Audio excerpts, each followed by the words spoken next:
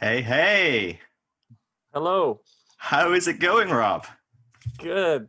You're Oh, Phil? I am Phil. It is great to meet you. I think we've met once in Lincoln, UK.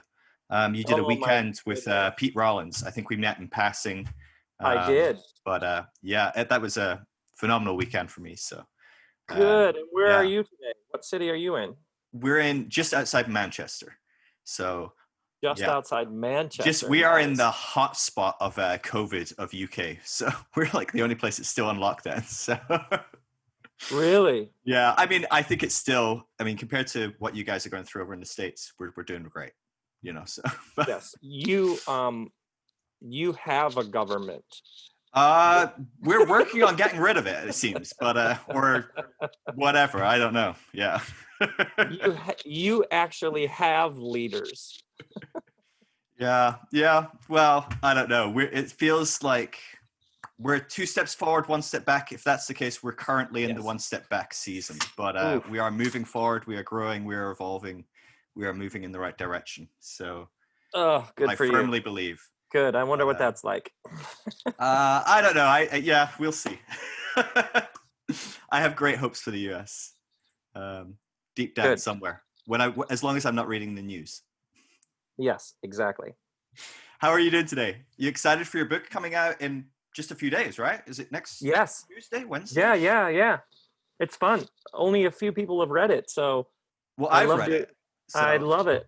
I just started doing interviews and I love hearing what people are want to talk about. It's been really fun. yeah. Well, I gotta say, I remember I contacted your agent and was like, I'd love to have Rob on the show. I just to give you a kind of overview of what I do, I help people that are going through deconstructions of faith, evolutions of faith, reconstructions of faith, whatever language, church refugees, nomads, all these different terms get thrown around. And I help people doing that. So I'd love to have a conversation with Rob. And she was like, well, why don't you like read his latest book and, talk to him about that. And I remember thinking, that's great, but I don't want to talk about a specific topic. I want to talk about Rob's life. And I remember picking up your book because I wasn't tracking with what you were doing. I've kind of just taken 3-4 months off of any media, including podcasts. And so I didn't know what your book was about. And I was like, I've seen the everything is spiritual videos. And I'm like, what I really want is like a biography or something like that. And I remember getting about maybe about a quarter of the way through your book. And I'm like, I think this thing's a biography. It's not getting into like, we're not leaving Rob's life much. We are really in the meat of this. And I just was so happy because honestly, as much as I personally have been deeply impacted by your teachings, it's in the moments that you have shared your journey and the way that you have navigated through those things that have so deeply resonated with me and felt Mm, given me permission to grow and to do what I feel I'm called to do in this mm, world and to engage with that wonderful. everything is spiritual. So I love the book. I Wonderful. absolutely was delighted to read it. And so I That's think it's brilliant. great. Really, really great. Oh, I love that. Yeah. Wonderful. No, it's beautiful. And so, I mean, there's so much we could talk about with the book. But I do have a few ideas given the nature of my audience that it might be really interesting to go if you're You go free where we'll to. go wherever you want to go. Okay, I'm so excited. the majority of people listening, watching this are going to, generally speaking, be in this place of deep uncertainty, kind of stepping out of some conventional form of Christianity, probably wanting to hold on to the person of Jesus, maybe some of the tradition of Christianity, but deeply rejecting a lot of that on some level. Maybe in a season of atheism, agnosticism, whatever that might look like. And I think for most people going on that journey, that's a really terrifying season initially. And in my experience, most people get through that and start to really enjoy going on that journey and find some exciting, adventuring kind of spirit within it. It feels like when people observe Rob Bell going through these radical changes of faith, or at least or fresh expressions of what you believe, it seems like you're absolutely loving that journey, enjoying the journey of just discovering what is spirituality, how can I express my spirituality, how can I be me on this earth. Has that always been the case? I remember reading through your book and going, this guy seems to be having a pretty good time for someone that's going through like radical change in faith. In my experience, most people, at least at some point, go, holy shit, what's happening? I'm going to die. Which way's up? You know, there's no God, but if there is a God, he's going to burn me or whatever. Did you ever go through kind of intense seasons, maybe a season of doubting? Am I heading in the right direction? You know, we talk all about directionality within your book. You know, you're moving in this direction. Did you ever doubt the direction you were moving That's funny in? you just said directionality. I've never heard that word. I don't know if that's a word. It might not be one. I think you just might have made a word up. I love it though. So it won't be the last time I use it, probably.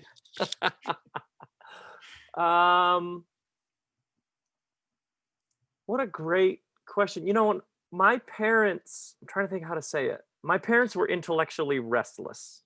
Mm. So curious. They were always reading and discussing things. So taking in the world and reading and listening to how other people saw the world was just like baked into the world I grew up in. Mm. So it wasn't strange to be reading something or thinking about something you hadn't thought of before. It was not like a protect yourself against the new at all costs. Right. Okay. So I think if I go back that far, and then I think honestly, when I became a pastor and I started reading the Bible and like in the Psalms, it's as much about the absence of the divine as the presence. Mm. So what's interesting, it sounds like a lot of the people that you're talking to are having these experiences of alienation within their tradition and leaving that tradition, not aware that their tradition has a tradition of alienation. Mm. So even like you take the Psalms, there's a pattern there, an ancient pattern of orientation, disorientation, reorientation. And most institutions, tribes, traditions, even family systems don't equip people with the very real fact that you may grow and evolve and keep going. Mm. You know what I mean? Yeah. Like Yeah. if you're Yeah. an institution, you don't keep the donations coming in by telling people you may outgrow this. Sure. Absolutely. That's not a good way to go. In my experience, what I observed is lots and lots of people thought they were being taught a vital, healthy, authentic spiritual vision for life. Mm. But what was completely left out was the actual growth that may lead you into new spaces. Yeah. And previous beliefs or structures or patterns of thinking may be rendered completely irrelevant by a new experience in the world. Yeah. So for a lot of people, what they were taught is faith. They were taught like a tiny, tiny little sliver over here, and then told it was the whole thing. Yeah. You think about a long tradition of mysticism, care for the earth, all of the prophets warning about a widening gap between rich and poor, the presence of the sacred feminine, going back thousands and thousands of years. So many ideas that are considered now like new or fresh or even like progressive are literally thousands and thousands and thousands of years old. Central to the book of Leviticus is how is a society properly arranged? How is it ordered in such a sustainable way that it's proper care for the earth, proper care for the vulnerable? These were like basic ideas. Yeah. So I Yeah. think Yeah. some of it for me was I found the scriptures and reading the scriptures in context and the history of where these stories came from. Honestly, in like my mid 20s, when I began to go through all of the sort of taking it all apart, I had this awareness that what I was doing wasn't strange. Mm.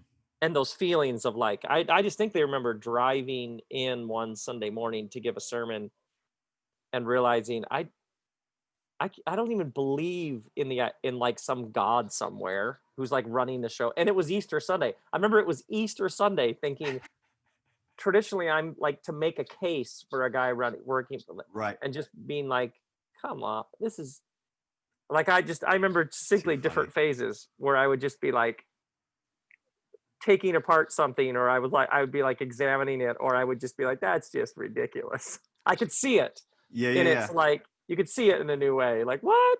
All these people are gathering so I can tell them that some and yeah, so there definitely were Yeah, moments of like, what is this? What are we doing here? What is this? yeah. Um and that it's all normal. This is what I would all for all your listeners. It's completely normal. Mm, yeah, It's completely normal. And for so many people, these God ideas are wrapped up in politics and economics and family systems, maybe employment, marriages. If they actually say what they're thinking, can the other person? sure. So, um, if you look across the ages, people who woke up, it often led to massive disruptions Yeah, in their yeah. life. Huge. I Um, mean, yeah, yeah, I mean, immeasurable. so I that is all.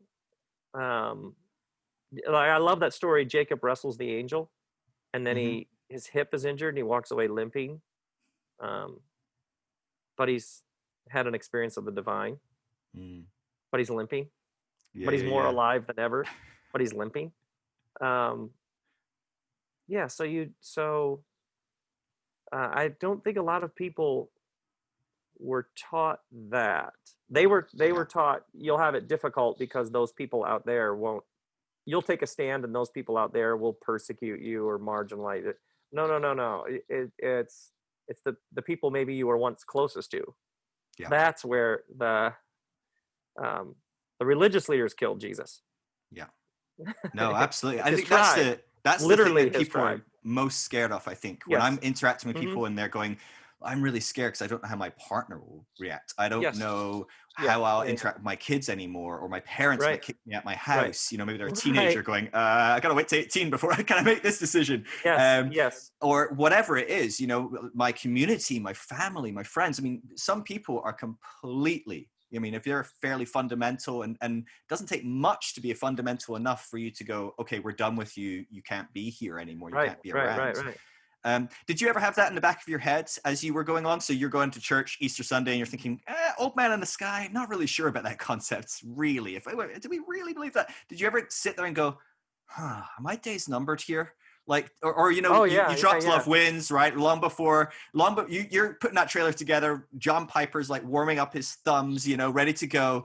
Did you, before that dropped, right? Before you're trending, before it all kicks off, is there a thing of you going, people aren't going to like me questioning hell? That's a big one. That's their big stick. You know, that's Yeah.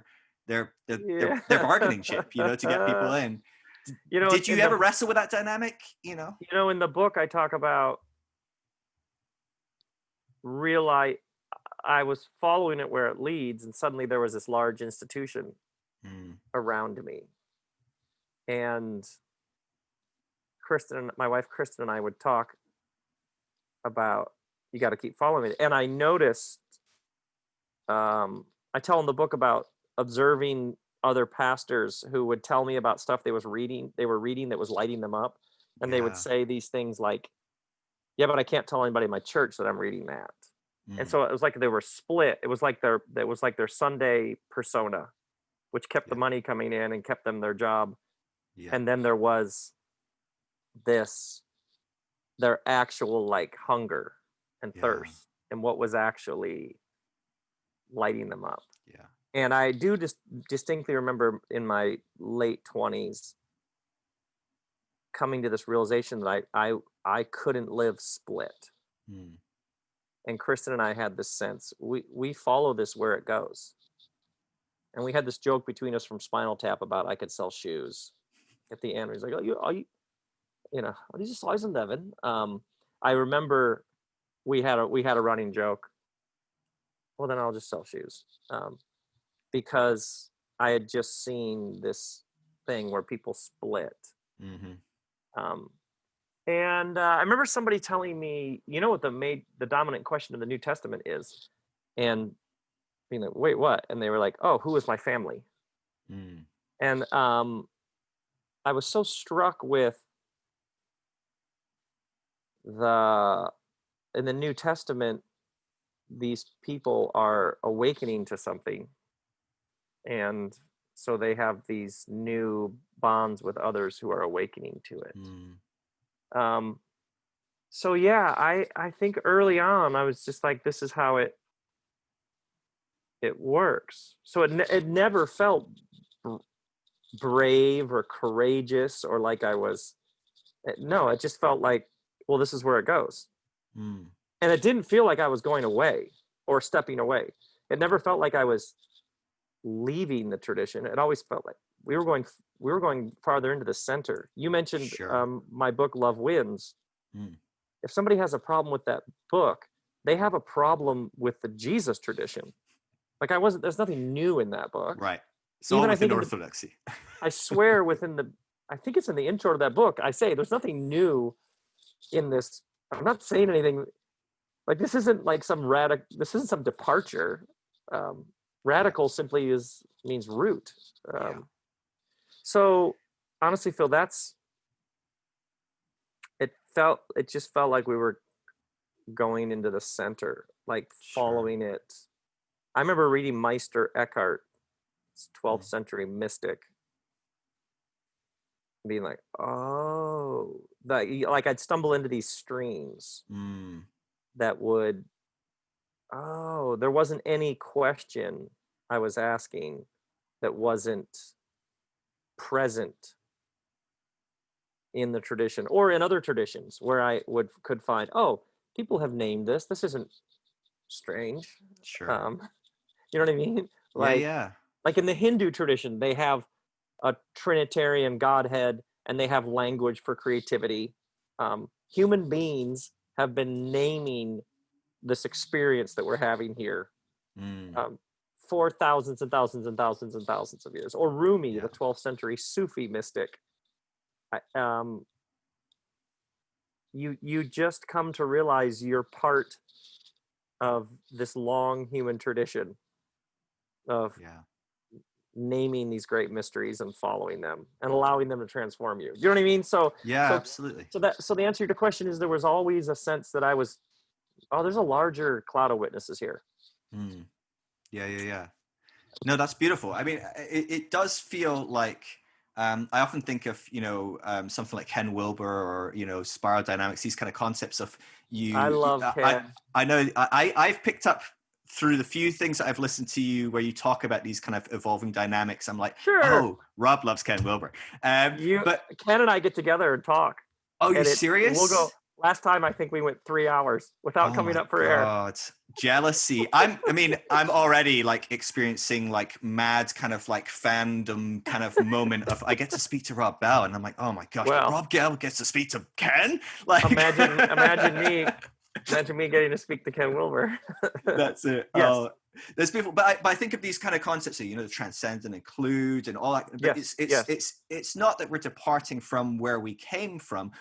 Possibly if we learn to include, I think that's a big part, is Yes. integrating our past. Yeah. Yeah.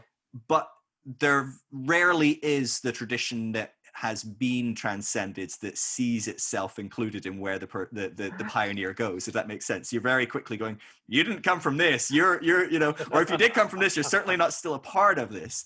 And I guess I'm intrigued by this. I use this analogy a lot. You are like one of my favorite analogies, where I look at the interviews that you did when you brought out Love Wins, and you having these conversations with people that, and it's really important when we talk about these kind of hierarchical, transcendings. It's never that you're morally superior to anyone else, but it is that you maybe have grown up to have a different type of conversation, a different level of conversation. You're talking PhD maths to someone in high school, right? Or you're in high school talking to a toddler about maths. Like, these are different concepts. It's not that a high school student is better than a toddler, or that a PhD student is better than a high Correct. school person. Correct. But there is this inability to connect on some level. And I often use the analogy of watching you kind of get thrown into these studios or whatever, and they're like, all right, we've got Rob Bell and we've got some generic kind of conventional Christian, conservative, fundamental, gospel coalition, whatever it is.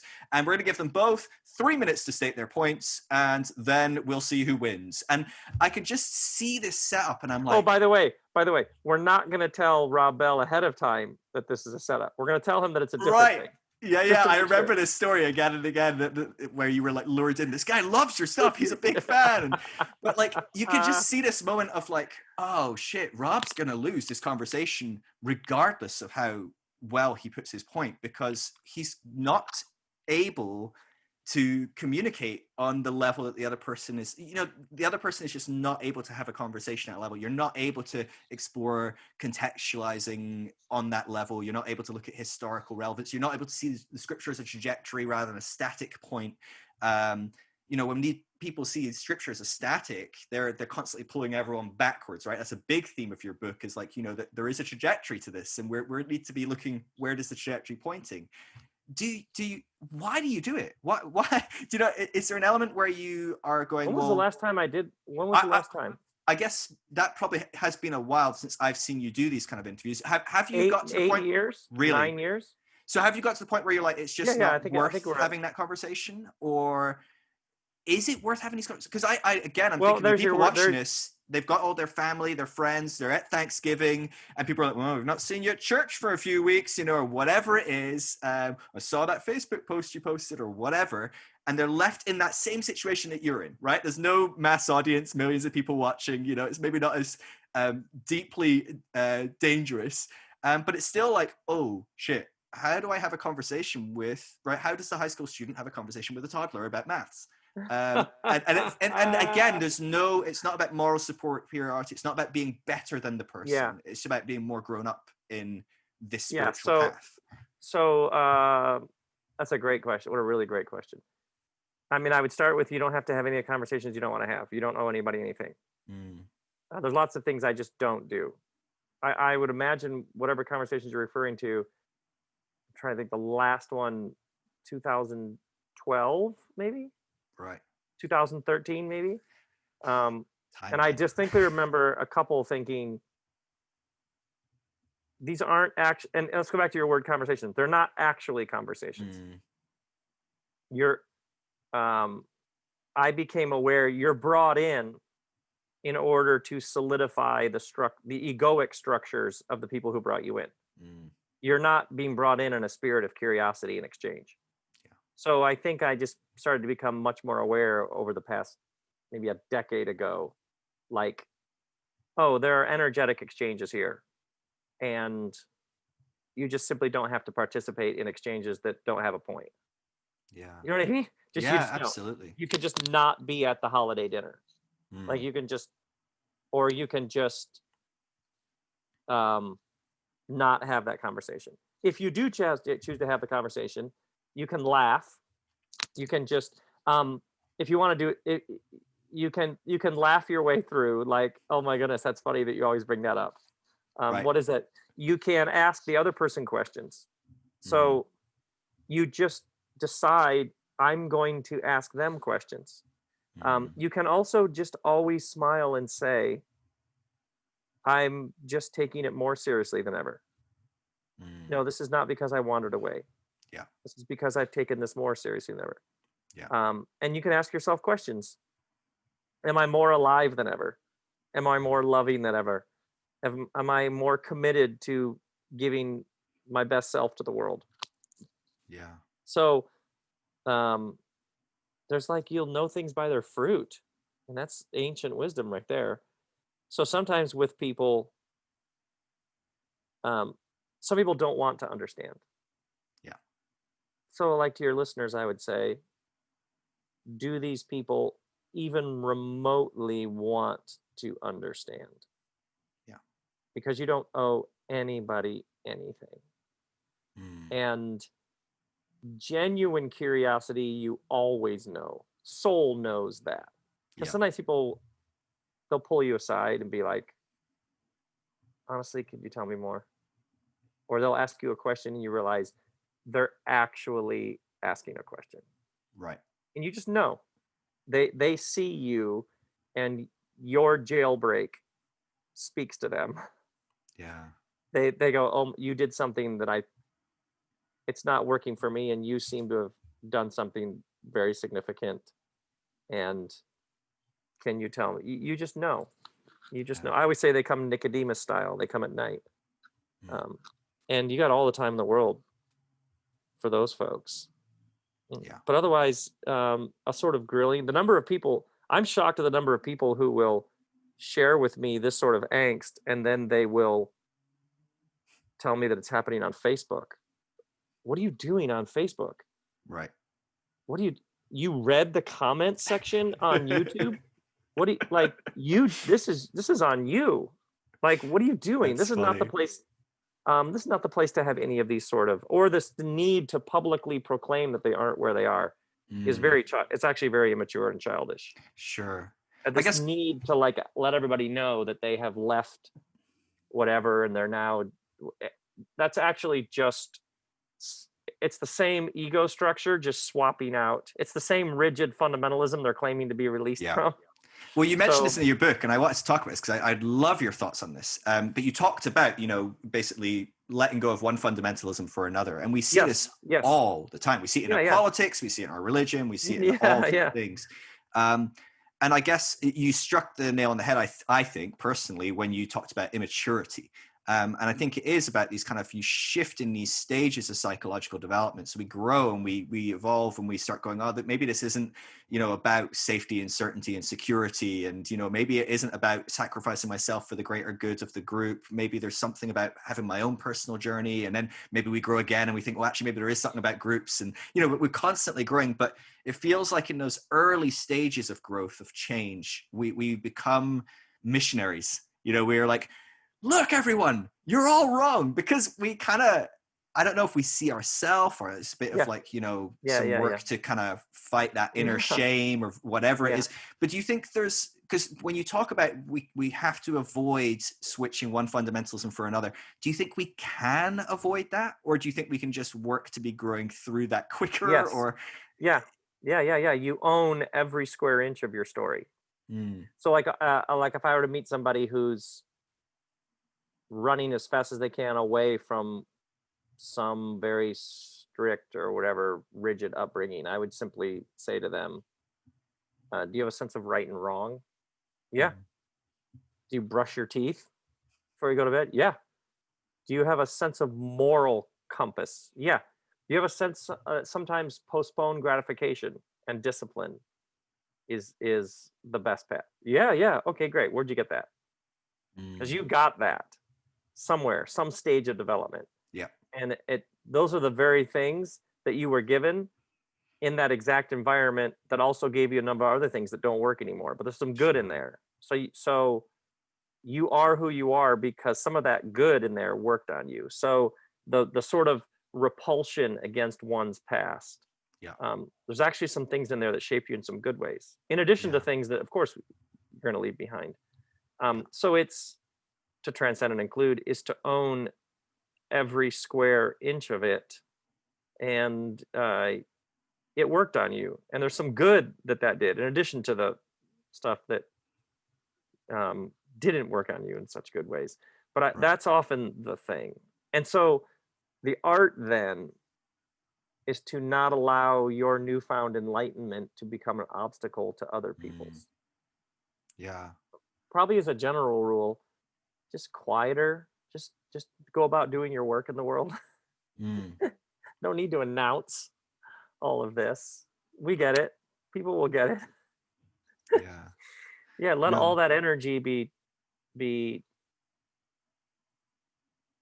converted into energy to do whatever it is you're here to do. mm, Yeah. yeah, Yeah. It's like you got to let it marinate for a while.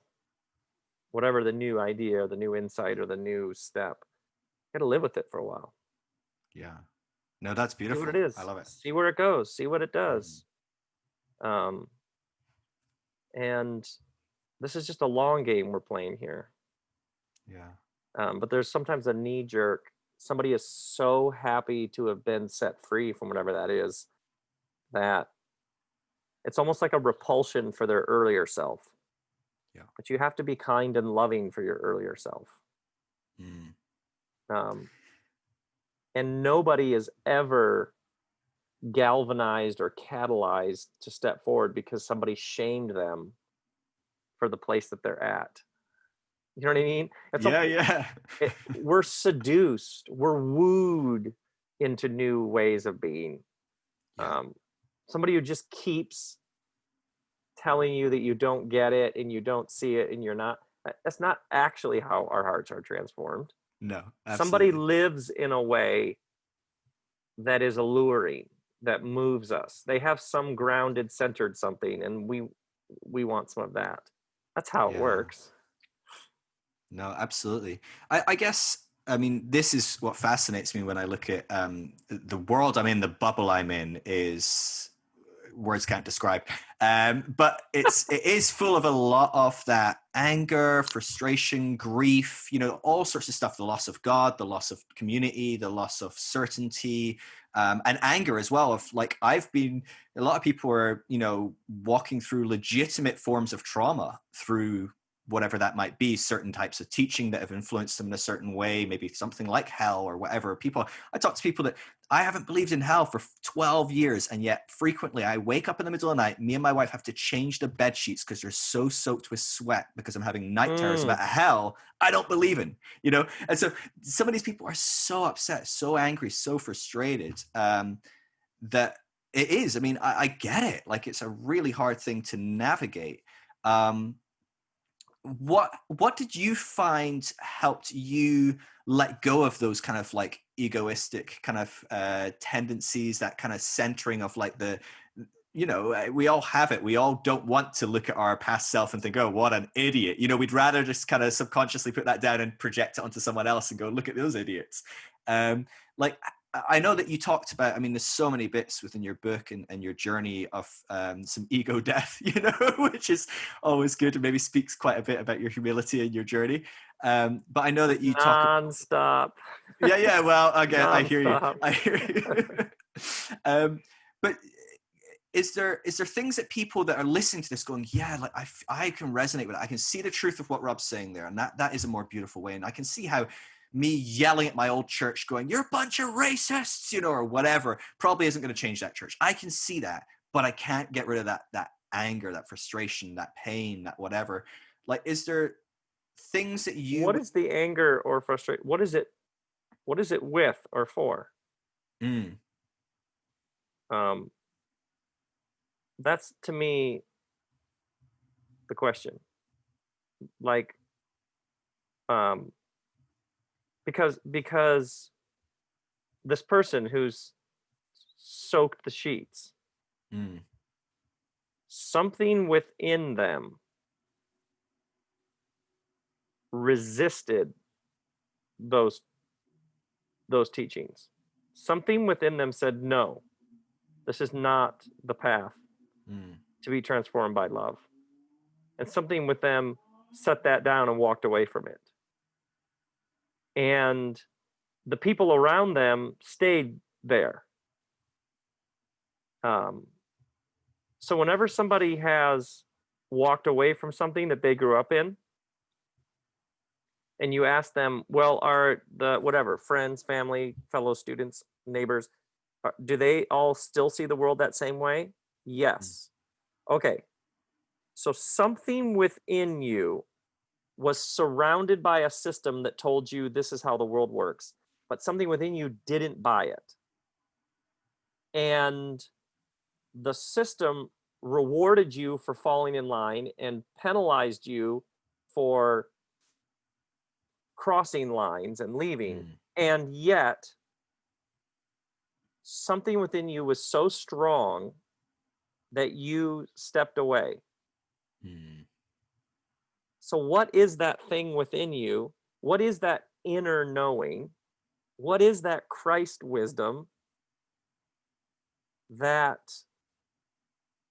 whatever that is, that's strong, that you would trust it? And what is it Yeah, about your spinal fortitude that you would trust that knowing against all of the external signs and forces around you insisting that you stay exactly where you were? sure. You see how that turns it all around? Yeah, it does. It's And a beautiful instead way of to look at it. how could I ever have been part of that thing that did that you said, the anger against whatever that church. Wait, no, no, no, no, no. There is some spirit within you that Mm, knows and is willing to follow that inner knowing where it leads, despite penalties of every sort. mm, That's interesting. That's compelling. yeah. That's mysterious. Let's talk about that. Mm, So, if I were talking to your hypothetical, actual people, hypothetical, I always take them to that, yeah. and then I would simply say, "So, what are you hearing now? Mm, What's next?" Um, so you can tell me that you've walked away from God and all of the scripture, spirit, and all that. Fine, yeah, fine, sure. But it looks to me like there's something guiding you, yeah. something telling you the truth. Yeah. Um, so let's talk about that. Yeah. And maybe that tradition is so corrupted you need a new tradition or lineage that has different language for it. Okay, fine, Mm, fine. Then do that. Like, you're free. yeah. Like, let's No, just that's lower the blood. Let's just lower the tension. Let's lower the pressure. Um, you're here on this ball of rock hurtling through space at 67,000 miles an hour.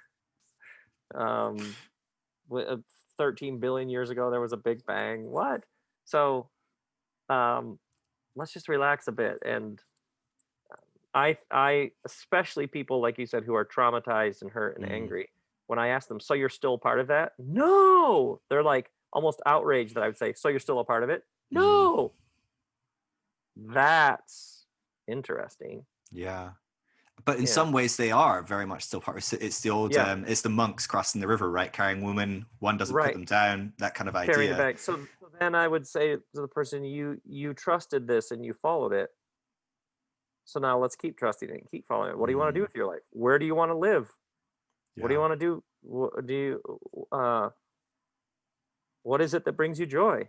Mm, Do you want to live in the mountains? Do you want to live by the sea? Do you want to live in the city? Do you want to drive a small car? Do you want to take the sub? What do you want to do? You want to take the subway? Do you want to mm, ride a bike? Like, what kind of life do you want to make? yeah. That's just a much more interesting discussion.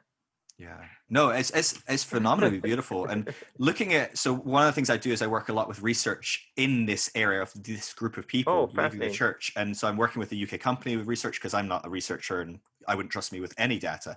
But I'm fascinated by it. I'm basically a tiny version of Facebook. Don't trust me with your data. But gathering all this data, and you look at it, and there's 2,700 people leaving the US church every day, 2,700, and they're never going back to church. But of that group, 78% say, but I still hold to some form of spirituality. And that to me speaks volumes. It's not that people are chucking in their faith or faith entirely or spirituality, but I guess the problem that people have is they don't have they've grown up in this world where spirituality was this little like rule book just given to you, and even that it's like, well, don't read it for yourself, make sure you read it and just maybe check in the commentary that you are reading that, so you know how to read it, or make sure you double check with the pastor what he says it means, or and we come out of that and go, no, there is something beating through this universe, there's something in me, there's something in you, and there's something about it being the same thing, whatever the heck that is, that's grabbing people, but they Oh yeah. lose that compass. And I think that's what's so beautiful about what you are working in doing, in revealing and helping people with. I guess what I'm pointing or wanting you to point to, I'm asking a very leading question, is, I mean, how do you define what spirituality is, and how do you help people explore that for themselves when they've never really had a large measure of freedom in doing that? That spirituality has been a very kind of black and white, closed kind of option. Mm, It's a playground, right? And suddenly that someone lets the kid out and goes, actually, you can play outside the playground if you want. Um, but you don't know what to do. Like, what the heck am I supposed to do outside the playground? Where's the slides? There's no slides, we have to get creative to yeah. make a slide. Yeah. I would first help them get rid of the word supposed. Mm, Um, in our family, we have we don't should on ourselves. Like, Kristen has this great. Yeah, we don't should. There's no shoulding here. So let's get rid of should and supposed. Mm. Um, so there's really basic things like being in your body, whatever it is. Let's move from having an adversarial relationship with the body to this body is home. So let's assume it's on your side.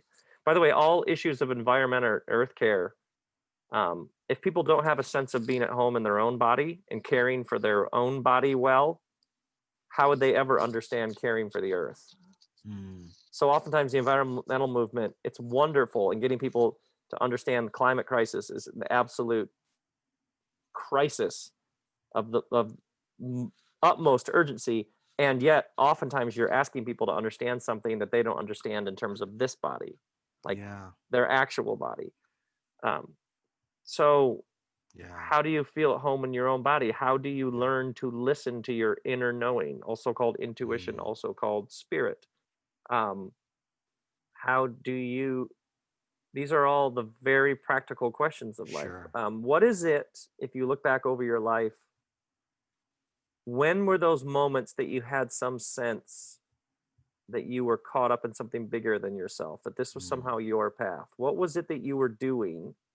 Healing, organizing, repairing, fixing, teaching, creating? What is that? Do you see what I mean? Like, Yeah, I would just absolutely. start with all sorts of questions. These are all the Yeah. questions of life. Yeah. The spiritual life is life. That's the point of Yeah. everything is spiritual. Like, this is all the depth of life. And Mm. secondly, then, by spiritual, most people now, I mean, it's been somewhat in fashion, this sort of reductionist materialism. We're all Mhm. just a collection of cells and synapses. This felt very fresh and sort of science, um, for a while there. You know what I mean? Oh, come on, it's just your brain's just cooking up those chemicals that make you feel that way. There is no, but that's starting to be shown for the naivete that it is. Mm. There's Yeah, something yeah. more going on. There's something more going on here. There's some depth. There's some mystery that can't be summarized by the latest TED talk. Yeah. Um, so, so what do you call that? And then that's why there's an ancient tradition of thousands of years of people talking about this. Mm. Um, and now it just becomes the enjoyment of how did people name it. Um, Yeah. so even the Jesus tradition takes place within a larger human exploration of how do you name this? What do you call it?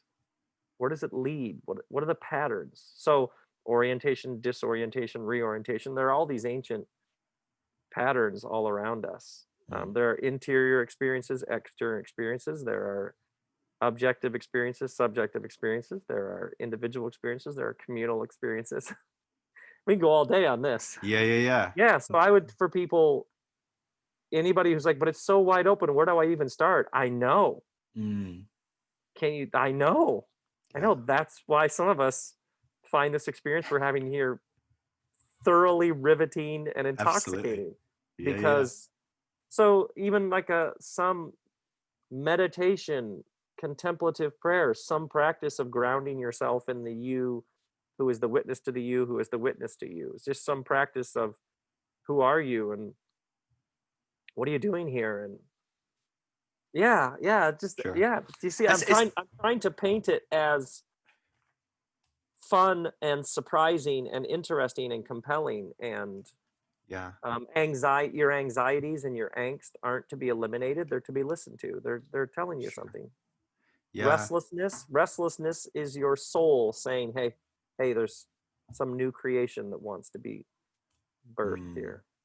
Yeah, that's beautiful. I think the trouble I certainly have had in my initial I've always kind of found it fun and exciting. So I struggle because I talk to Yes, I can hundreds of tell. people, thousands of people, that 98% of them are going, "Oh my God, I'm having an existential crisis and I'm gonna why do I even exist? Like I'm so terrified." And I'm like, "Oh, I Yeah. found that really fun. I found that Yeah, no, oh yeah, exhilarating, right?" right. Like I take psychedelics, have a like ego death experience, and I'm like, God, that was the worst thing I've ever experienced. I can't wait for that to happen again one day. Like that's my response. Where most people I know are like, Jesus, now I know what ego death is. I'm out. But that's just my idea. I don't know what that is. I'm not naturally optimistic or anything. I'm quite a pessimistic guy. I don't know what that is, but I do know that for me, one of the problems I had with this sudden expanse of playground, a field of like, go have fun, like follow your intuition. A lot of my intuition was clouded by my experience. So we talk about, oh, learn to be in your body, trust your body. I'm like, well, I've got 25 years of your body is evil and sinful, and you really better not trust your heart. Also some teaching on like how your heart actually knows better, or, you know, like weird teachings that were like, you know, we had to figure out which ones are which. But there's a lot of stuff in there that is, you know, like, don't take psychedelics. I'm pretty sure it's somewhere in the Bible, definitely, right? Or people going, oh, I just had Kevin Garcia on, who's like a queer theologian, but is into witchcraft and tarot readings and stuff, and just going, I'm finding Jesus and Christianity, exploring that through like tarot cards. And I'm like, I guarantee early on in this journey, that would not have been something I would have looked on the list and gone, oh, I'll explore that one. I would have been like, oh my God, that's scary. And I guess it's a weird one, following your intuition, following like that kind of like that drawing, when on some level you have been on a very fundamental level told not to believe that, but also it's probably even wired to lie to you in a sense. So you're wired to go, okay, I can't trust my body, or I shouldn't trust being embodied and being present. Meditation, isn't that demonic? Isn't that emptying your mind, or whatever Christian, you know, some conventional Christians have taught, you know? That's amazing. Do you have thoughts on how to navigate learning to trust that inner voice, intuition, the spirit, when also aware that on some level that inner voice has been indoctrinated into us to hold us back from that journey on some level? First off, sometimes you might need structure. So just this sort of squishy, just see where it goes, man. You might need structure. So you might need 12 steps. Lots of people find the structure of 12 steps incredibly helpful because it gives like a direction. A lot of people find therapy, psychoanalysis incredibly helpful because there's like a guide who's going to help you. Okay, so we're going to go back through your childhood. Let's just take apart some of those the traumas that seem to be still speaking. Let's go in there, see what's there. So it's important to point out that sometimes the answer isn't just a free-flowing, hey man, we'll see. Sometimes it's like structure. And then secondly, I would say sometimes you ask, what's my most pressing question? And then you become a student. So who writes about this? Where is the body of, where is the collective wisdom on this? So where's the collective wisdom on quieting the mind? You can find these things. Do you know what I mean? So I often absolutely. It can get really vague and ambiguous. So I would often just ask the person, well, what is it? Stress, worry, tension, anxiety? What's the thing? What do you want? There's this great line where Jesus asks a man, what do you want? What do you want me to do for you? So sometimes desire is the way in. Like, what do you want? I want to have a sense that I'm whatever it is. Okay, well, good. Then let's give ourselves to this question. I have a friend right now who's been going through this massive transformation because he grew up in this very rigid system, and so he just has this pattern of replacing. He just keeps looking for the new guru. So we have been working over the past year to just help free him. So he's freeing himself from the idea that there's some guru who has what he needs. So every time he comes across this, if someone would just, oh wait, let me be calm, quiet, still, see if I already have it. The kingdom of God's within you. And just watching him radically transform before my eyes. So that's beautiful. As opposed to this vague, generally your life is already speaking to you. There's some angst, there's some question, there's something where you're like, I would love, people with kids, like, I would love to be less anxious about my kids. Okay, great. Good. Let's make that the door in. And away we go. Yeah. That's beautiful. Yeah. And what more spiritual and profound and seeking love is there to be loving your kids and being less anxious about them, right? I mean, Yes. yeah, Yes. absolutely So as beautiful. opposed to this sort of abstract, wide open, I I I think I think the divine meets us in very specific places in our lives. Mm, And most people, you give them 10 seconds of quiet. Where's the itch? Where's the angst? I do these sessions where I meet with people, well, Zoom now because of coronavirus. Uh, and the question is, what are you working on and what is the nature of the stuckness? So yeah, people just tell me what they're working on. They do it in like 3 minutes. And here's how I'm stuck. And then we just dance and we just go and we watch them get unstuck. But we it's end up beautiful. endlessly. It's their book, it's their business, it's their project, it's their whatever. But inevitably, we get into their life, we get into their past, we get into, um, Mm, but like it's a point where we meet, and then, and always, I get to watch as the person sees what the next step is. They see how that relates to the earlier steps. So that's like one like very everyday practical way. It's just, where are you stuck? Okay, what is the nature of the stuckness? And it becomes a door into a whole new world. it's beautiful. That's really, really beautiful. Rob, I really appreciate you taking the time to chat. Hours flown by. So um, We can go a little longer. are you good for time? Yes. Yeah. Okay. Let's do a Great. few more Wonderful. at least. Let's do Yeah. it. Let's Yeah. just keep No, going. that's amazing. So one of the things I wanted to ask you about, and I'm sure it was unique for you, as it's unique for everyone, but something that people that I'm working with day in day out, generally speaking, is that they feel very lonely. There's a nature of, if I am a Baptist Christian and then one day I'm like, I don't really like the Baptist thing, I'll do a charismatic. I can go, all right, well, I live in Manchester, UK. I'll cross off all the Baptist churches on the map. Where's the charismatics? All right, I'll just work through them until I find a group and I'll go there. There's a dynamic where when people go, okay, I'm done with church or institutional church, or I'm done with this group or that group, and I don't really find myself in a group anymore. But we've lived our entire lives, most of us born and bred, right? So we are in this community. We've lost the community suddenly. We've lost maybe even friends, family that we had outside of that, just gone. Um, when you shifted gears, when you kind of went out of this community that you had developed and built over a like huge period of time at Grand Rapids, right? It was Grand Rapids, Michigan you were in, wasn't it? Mm-hmm. Yeah.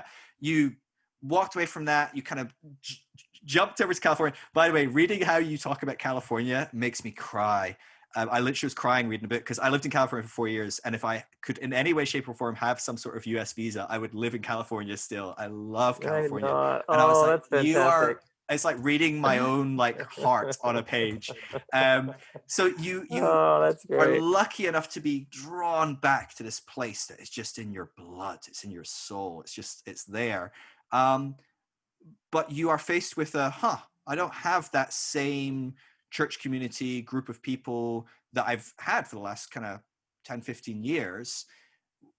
Well, How do remember though, 10,000 people in a giant former mall, that doesn't necessarily mean a tight. We did have some wonderful friends, Sure. but Yeah, yeah, yeah. that was like a spectacle. Right.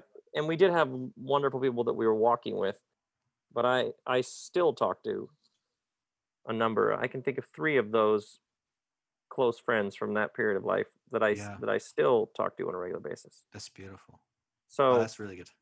um, you find the people you walk with in all sorts of fascinating ways. Yeah. And I'm jumping ahead to you probably had a question in there somewhere, but can Oh, I just jump ahead? usually it takes me about an hour to find a question. I just talk until I hit. So This is if you what can will find happen. the question quicker, that'd be better. Okay, so for a lot of the people in your world, what you will discover is in your old world you had these bonds, like, oh, we're all part of such and such community, but they claim to be very profound bonds. We're all fellow same religion, we're all the bonds in Christ, Mm, but they were actually quite surface, yeah. because oftentimes they had a level of assumptions of, well, yeah, we all have these same structure. We have these intellectual dogmatic structures that we all apparently have assented to cognitively. Mm. Yeah. Um, and then that no longer works. And so it feels lonely. But then they will meet up with people who aren't wearing the same kit. Mm. Your word for Jersey. People who don't Yeah. have the same, and yet there is a bond there that is stronger than any of the previous bonds. Yeah. Um, so consciousness is a stronger bonding than external religious affiliation. Mm. Um, caring for the same causes. Yeah. Um, having had similar transcendent experiences of the divine mystery that are hard to put into words, and resonating with somebody else who has that sense, who has had Yeah. similar. You see what I mean? Yeah, So absolutely. you'll Absolutely. just end up finding new bonds. Yeah. And I just notice, like, my work isn't done in spaces that are labeled overtly religious or spiritual, Hmm. and I don't ever hear somebody say what they are. I mean, sometimes someone will say, like, I'm sorry to be here, I'm a Buddhist. Sometimes people will say, I used to be a Quaker and then I became a whatever witch. I mean, I've heard everything under the sun. Sure. Once in a while, Absolutely. somebody will do that sort of external, this is what I am. But otherwise, this is not even something people talk about. Yeah. Yeah. And I draw on my tradition, and I obviously, the work that I do is rooted in a particular, so I use those languages, stories, and such. And yet, lots of people do not have that background that I am with at Yeah. all. And we all meet as humans, Yeah. and we draw on the traditions that have informed us. Yeah. So I think you're seeing a massive reshuffling. You mentioned a statistic about people's affiliation with whatever. You're just seeing a massive Mm. reshuffling because people are realizing there is a human connection that we all have. Yeah. There is this collective wisdom about the depth of this. Some of it's religion, some of it calls itself religion, some of it isn't. Um, and those bonds are where it those are the bonds. Like, notice how you and I Yeah. haven't done a whole dog sniffing. What are you? What are you? What do you believe? You see what I'm saying? Yeah. So we Yeah. have a very genuine connection, having met apparently for the second time. Um, notice how we've been surfing the same wave now for almost an hour without a whole bunch of litmus tests Mm. or correctness evaluations. Yeah. We just instantly met and locked in. Yeah. You notice that? No, absolutely. So I wonder. I didn't need to know. I didn't need to make sure you were whatever, like, correct, or if you were to be trusted. Like, we just met at heart and soul and Yeah. went for it. It's beautiful. And it's the way that, like, you go out the church and you walk up to pretty much anyone on the street, and on a grand scale, most people will kind of click suddenly, right? You know, it's like, I'm in Manchester, UK, unless you're a Man City fan and I'm a Man U fan, or we might have certain, like, lines or Yes. whatever, but like on the whole, people know how to do this. They don't care of, oh, you're a butcher, well, I'm a Right. computer And tech or whatever.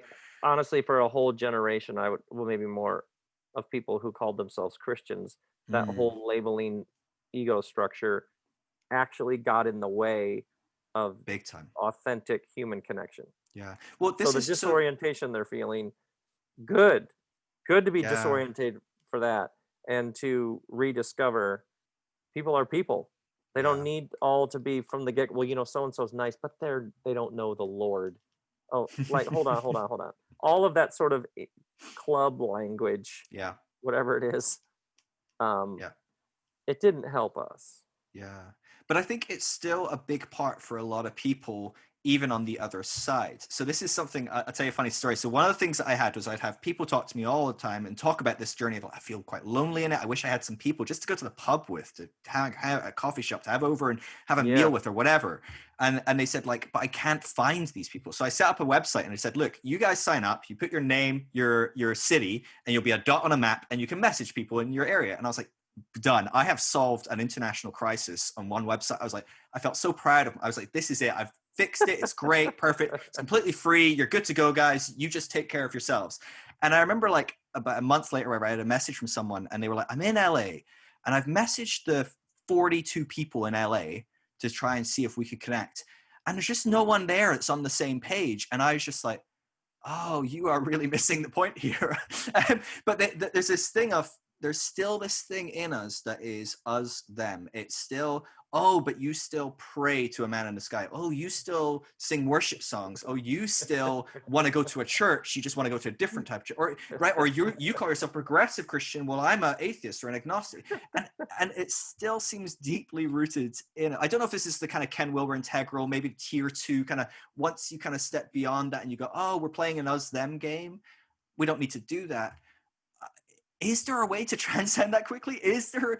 I get frustrated trying to help people on this journey because it feels natural on some level to me, but it wasn't always. It wasn't. I was pretty terrible about making my own community at times, but I've got better at it. But I'd like people to go through a quicker process than it took me, certainly, to get through that us-demming. And it's interesting in the Exodus story, these slaves are liberated from Egypt.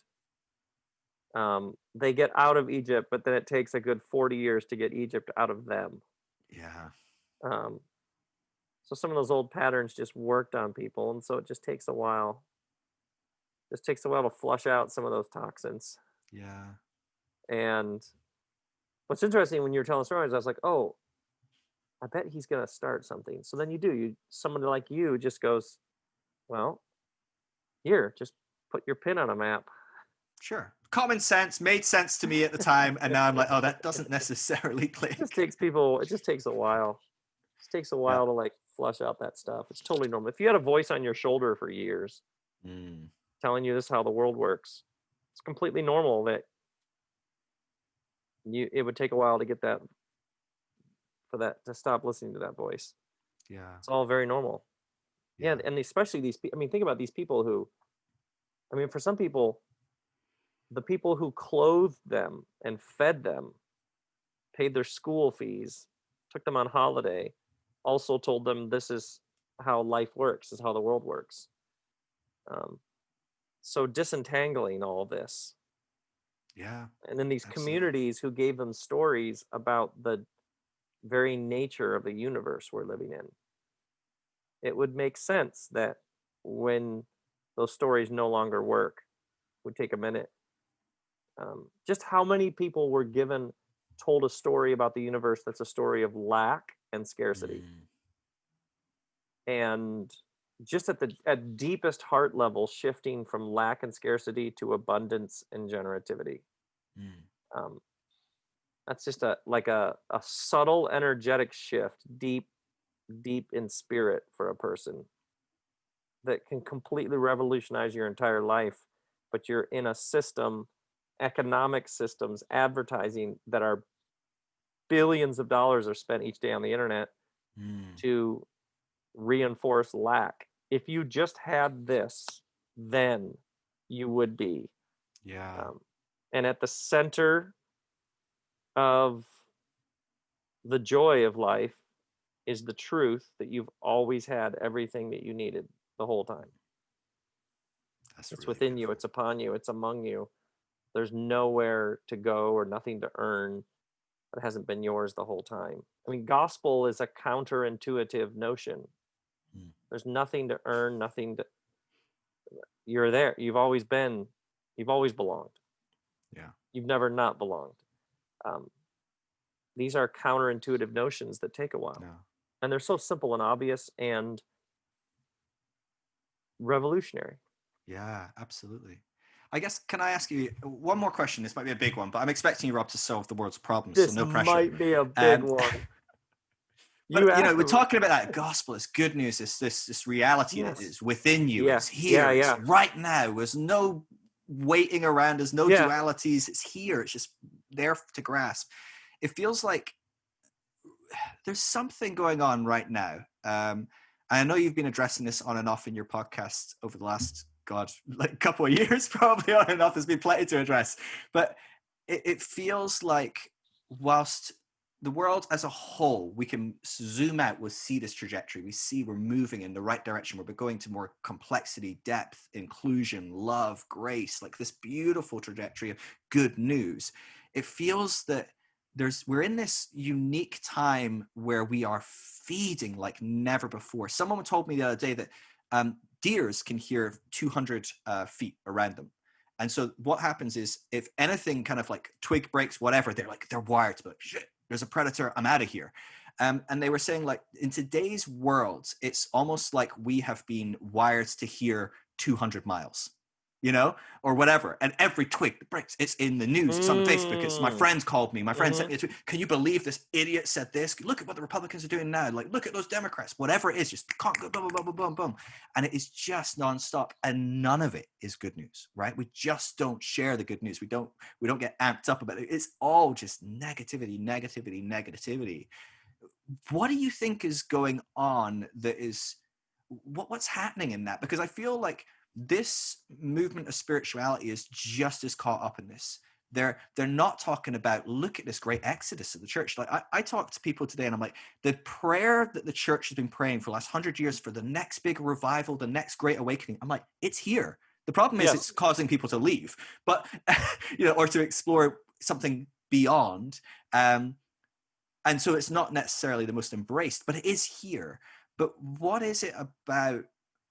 Is there something going on right now that we are needing to transcend? And how do we begin to transcend that hypersensitivity, that fixation on bad? How do we shift to a good news focus? How do we shift to, it's here? Why am I looking out there? Why am I telling myself these crazy stories when there's a whole other narrative I can tell myself? Sorry, that's a rambling question that probably didn't have much to build on. That was a monument of a This question. is why my usual podcasts are about 3 hours long, because it takes me about 2.5 hours to start. That question was like a large hall that we can go in and walk around in. That was quite impressive. I thoroughly enjoyed it. That was great. A couple thoughts. First off, what are people doing on the internet so much? Like, I won't have my phone on me at all today. I'll look at it maybe twice.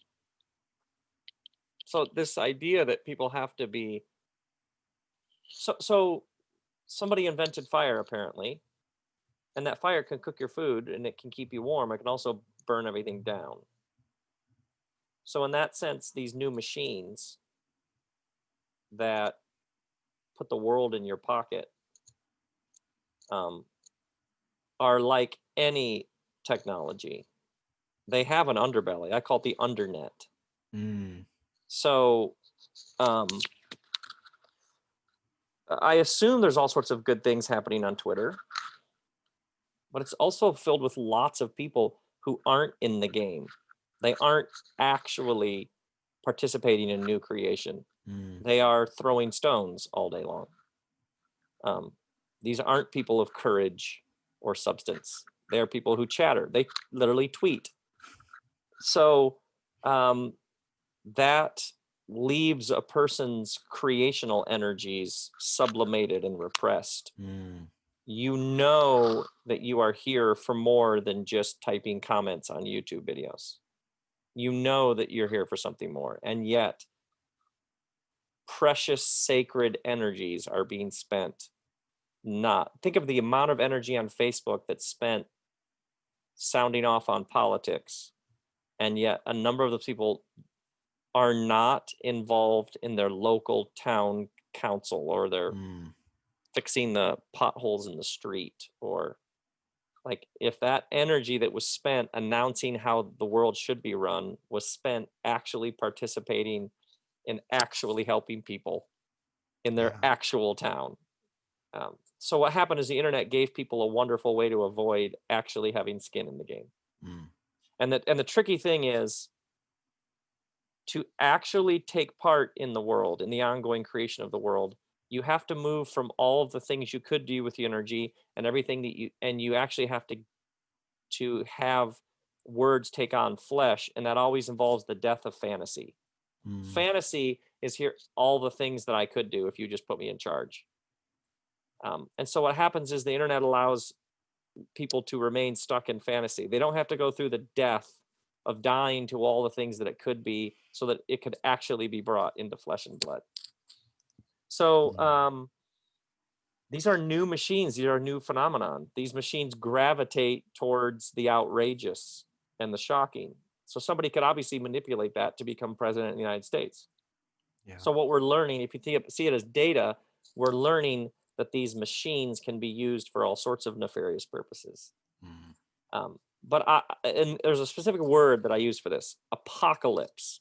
For many people, apocalypse means the end, but the word apocalypse means to reveal or to disclose. So these times are apocalyptic, not because it's an end, but much more because it's a revealing. We're learning that a lot of ways of educating don't work. We're revealing that religious institutions that exist to heighten consciousness haven't been doing that. We've learned that government institutions, which exist to serve the greater good, help us arrange ourselves better, at least in America, have been deeply co-opted by corporations and wealth. So it feels like an upheaval. It feels cataclysmic. It feels apocalyptic because it is. Like you said, people leaving these institutions. Yeah. Kristen and I call it apocalyptic hope. We have more hope than ever because the only way to get to the new world is for the truth to be spoken about this world. Like you can't get to new creation without an exposure of the current creation. So grief and imagination are intimately linked. You have to let go and grieve what was. And in it is all the imagination for how it could be. So this thing that you've so well pointed out throughout the past hour, it's massive. It's massive. All of these things that were existing but not serving and doing what they're supposed to do are being exposed. And it's terrifying. You could feel like the foundations rattling, but that's how it works. It's apocalyptic. It's a revealing, and that's how you get the imagination to build a new world. Wow. So a friend of mine says, whatever needs to die, just let it die. Like that, people terrified that everybody's leaving that thing. Wait. They're leaving it because it isn't doing what it's supposed to do. And even this idea that people are more tuned into spirit than ever. People are more people are more aware of our connection with the soil. People are more, even all of the chatter of the internet and the omnipresence, more and more people are taking up meditation practice for stillness and the emptiness, to be able to actually hear the divine and experience the non-dual, formless source that is at the root of everything. You know what I mean? You know it. Absolutely. Yeah. So this is how it works. Genesis chapter 1, the spirit's hovering over those dark waters, the tohu vavohu, the void and formlessness. And it's painful, and it's at times like Kristen and I talk about feeling the feels. Some days, like over the past half year of pandemic, you're feeling off. I'm sure you've had this. You're down. You're feeling something. Days? You mean weeks, right? Right. And Kristen and I will say, oh, this might be me. I might also, however many people filed for unemployment last week, this might be me. I also might be feeling simply what's in the air. If millions of people are feeling financial stress and you're having an off day, or you're feeling, this may literally be just the thing. You're deeply connected to the larger body. We always have been. And so even just letting yourself feel it. It's completely normal right now to be like, what is this is heavy. This is heavy. If you're not feeling this, something got shut off, because this one is heavy. And it's also historically, man, it's how the rebirths work. Yeah. It's Yeah. how it works. It's how we wake up. Well, I always laugh because like people are like, this is the worst thing that's ever happened. Can you believe this is happening? Can you believe that? And I'm like, have you ever read a history book? Like Right. ever? Just Right. randomly just go like that in the history Boom. book anywhere. Yes. And it's going to be worse Yeah. than it is today, really, on the whole. I mean, was Black Plague in Europe? I think a third Yeah. of the It's people in Europe like, died. just Yeah. like gone. 1 out of 3 people that you know are dead now. We've been here. And it's Wednesday. We have been here before, and it's Wednesday. We have been here before. Absolutely. And how much better are we dealing with? Like even America, right? Not the if you're reading the newspaper, it's like, oh gosh, we're doing terrible. How terrible it is. It's still bloody good compared to how it would have gone down 100 years ago. Do you know what I mean? Even if you had the best person in the world in charge, would have gone really badly compared to how it's gone today. Like we are so much better off today. And so I think it's just remembering that things are dipping down, but they are. Yeah. No, that's beautiful. It is. There's a death toll. It's tragic. It's absolutely destabilizing, and people are paying attention more than ever, listening to each other. That's very strange. Very strange. Like people have said thousands of times over thousands of years, these are strange days. Yeah. Apocalyptic hope. That's beautiful. It's about this new story, you know, framing it with a different story. I love it. I love it. That's really beautiful. Rob, I really appreciate you taking the time. Like hugely. I can't stress enough. Enjoyed talking to you. What you have done for me in my life, I honestly cannot stress. Like I used to travel all over the world, speaking in churches, conferences, completely not, you know, you on Easter Sunday was me 365 days a year, speaking in up to 400 events a year. And I'm like, I don't even believe any of this, but if I can maybe move people a little bit forwards, and it's only through, I think it was the time in Lincoln. So that's 4 years ago or so that I really ripped the Band-Aid off. And I was like, I'm just going to be me. And the whole world flipped on its head, as you can imagine. I don't travel that much to churches and conferences anymore. And I've never been happier. I've never been more fulfilled. I've never had a better community and tribe around me. And a lot of it, I really do. I owe to you for just telling your story and giving me the freedom to go, oh yeah, it will be okay. I can go through that death, and actually there'll still be people laughing by my side. There'll still be fun times, good times, and I'll be doing what I feel free to do. And so I really, really appreciate what you're doing. And, you know, the amount of people I talk to thousands of people every year, because I do sit online and I send private messages backwards and forwards. That's what I do. I kind of online pastor. I'm the pastor for people that hate pastors, you know, but I do that all day, every day. And I tell you what, your name comes up frequently every day in people telling me how instrumental you've been in their story, of them finding hope, of them finding some safety, of them finding a bit of stability in a terribly unstable time for them. And so thank you for what you're doing. Honestly, it's a huge deal. Really appreciate it. That's amazing. So yeah. That's very moving to me. So before you go, if someone's been living under a rock, how do they connect with you? RobCast, best thing to kind of like track? There's at robbell.com, there's the RobCast, there's the new book, Everything is Spiritual. We just released a new film called An Introduction to Joy. Yes. You would like it. I was there. There. Oh yeah, not in the one you filmed, the UK tour? but I was in the UK tour. Somewhere. Oh, I love it. And there's some I did some long form audio. So I did 12 hours on the book of Leviticus. Yes. There's a 7 hours on the art of communicating. My wife Kristen and I did a project called Launching Rockets, which is 3 hours on observations on being a parent. So there's a whole world of stuff. And they can find all that stuff at robbell.com. Yeah. Wonderful. Cool. And your new book, I think this is coming out on Monday. So your new book is Tuesday, is that right? Everything is Spiritual. Right. So drop everything, guys, and go pre-order. It's coming out tomorrow. Rob's new book, Everything is Spiritual. Thank you so much, Rob. Honestly, it's been a real joy. Much love. It's great talking to you. I'm sure we'll meet up down the road. I'd love that. All right. Love you, my friends. Bye-bye. Much love.